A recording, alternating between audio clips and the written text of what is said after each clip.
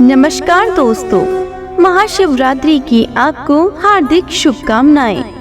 आज इस वीडियो में हम आपको महाशिवरात्रि की पावन कथा सुनाएंगे। एक बार पार्वती जी ने भगवान शिव शंकर से पूछा, ऐसा कौन सा श्रेष्ठ व्रत तथा सरल व्रत पूजन है जिससे मृत्यु लोक के प्राणी आपकी कृपा सहज ही प्राप्त कर लेते हैं। उत्तर में शिवजी ने पार्वती जी को शिवरात्रि के व्रत का विधान बताकर यह कथा सुनाई। एक गांव में एक शिकारी रहता था। पशुओं की हत्या करके वह अपने कुटुंब को पालता था। वह एक साहूकार का ऋणी था, लेकिन उसका ऋण समय पर न चुका सका। क्रोधवश साहूकार ने शिकारी को शिवमठ में बंदी बना लिया। संयोग से उस दिन शिवरात्रि थी। शिकारी ध्यान मग्न होकर शिव संबंधी धार्मिक बातें सुनता रहा। चतुर्दशी को उसने शिवरात्रि की कथा भी सुनी। संध्या होते ही साहूकार ने उसे अपने पास बुलाया और ऋण चुकाने के विषय में बात की। शिकारी अगले दिन सारा ऋण लौटा देने का वचन देकर बंधन से छूट गया। अपनी दिनचर्या की भांति वह जंगल में शिकार के लिए निकला, लेकिन दिन भर बंदी गृह में रहने के कारण भूख प्यास से व्याकुल था। शिकार करने के लिए वह एक तालाब के किनारे बेल वृक्ष पे पड़ाव बनाने लगा। बेल वृक्ष के नीचे शिवलिंग था जो बेल पत्रों से ढका हुआ था। शिकारी को उसका पता न चला। पड़ाव बनाते समय उसने जो टहनियां तोड़ी वह संयोग से शिवलिंग पर गिरी। इस प्रकार दिन भर भूखे प्यासे शिकारी का व्रत भी हो गया और शिवलिंग पर बेलपत्र भी चढ़ गए।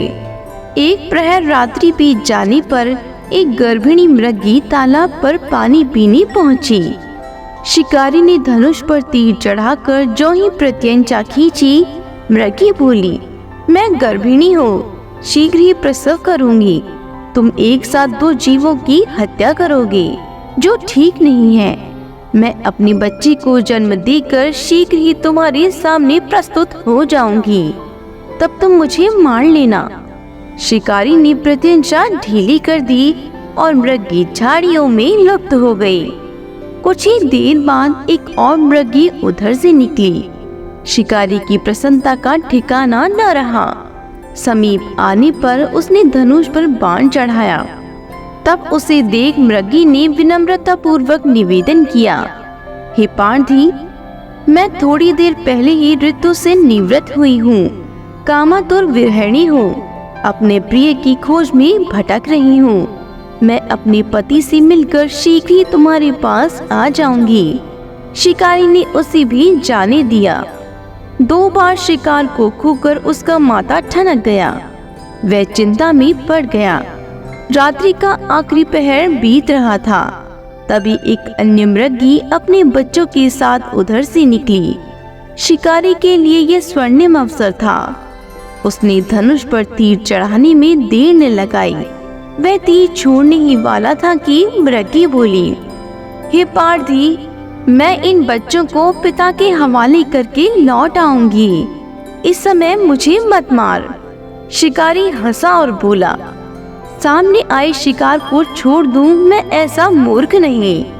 इससे पहले मैं 2 बार अपना शिकार खो चुका हूँ। मेरे बच्चे भूख प्यास से तड़प रही होंगी।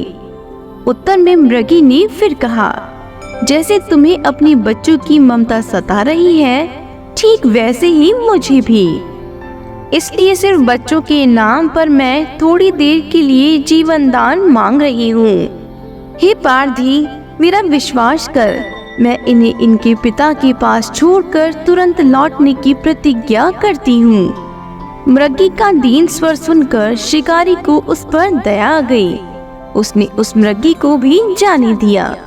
शिकार के अभाव में बेल वृक्ष पर बैठा शिकारी बेलपत्र तोड़ तोड़ कर नीचे फेंकता जा रहा था। वो फटने को हुई तो एक हष्ट-पुष्ट मृग उसी रास्ते पर आया। शिकारी ने सोच लिया कि इसका शिकार वह अवश्य करेगा। शिकारी की तनी प्रत्यंचा देख मृग विनीत स्वर में बोला, हे पारदी भाई, यदि तुमने मुझसे पूर्व आने वाली 3 मृगियों तथा छोटे छोटे बच्चों को मार डाला है तो मुझे भी मारने में विलंब न करो, ताकि उनके वियोग में मुझे एक क्षण भी दुख न सहना पड़े। मैं उन मृगियों का पति हूँ। यदि तुमने उन्हें जीवन दान दिया है तो मुझे भी कुछ क्षण जीवन दान देने की कृपा करो।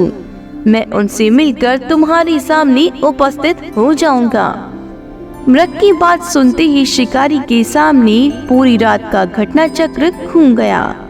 उसने सारी कथा मृग को सुना दी। तब मृग ने कहा, मेरी तीनों पत्नियां जिस प्रकार प्रतिज्ञाबद्ध होकर गई हैं, मेरी मृत्यु से अपने धर्म का पालन नहीं कर पाएंगी।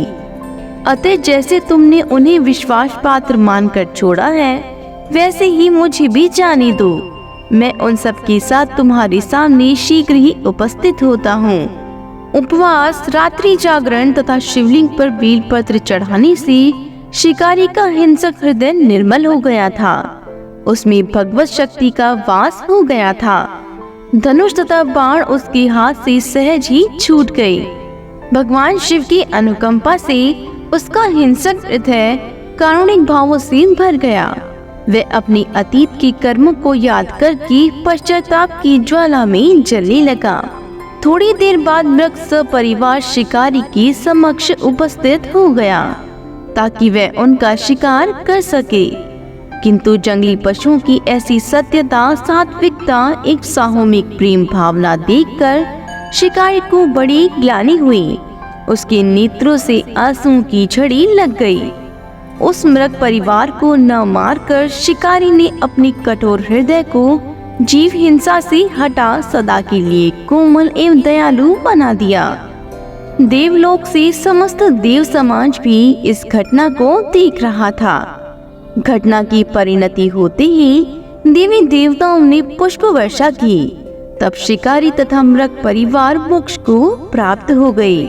हे भोलेनाथ, जैसी कृपा आपने उस शिकारी पर की, वैसी कृपा हम सब पर बनाए रखना।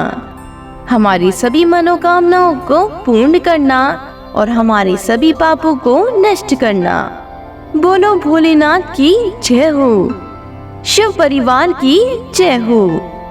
हमारे वीडियो में अंत तक बने रहने के लिए आपका बहुत बहुत धन्यवाद। अगर आपको हमारी कहानी पसंद आई हो तो हमारे चैनल को लाइक, शेयर एंड सब्सक्राइब जरूर करिए और बेल नोटिफिकेशन को भी ऑन कर लें, जिससे आने वाले सभी व्रत और त्योहारों की जानकारी आपको मिलती रहेगी।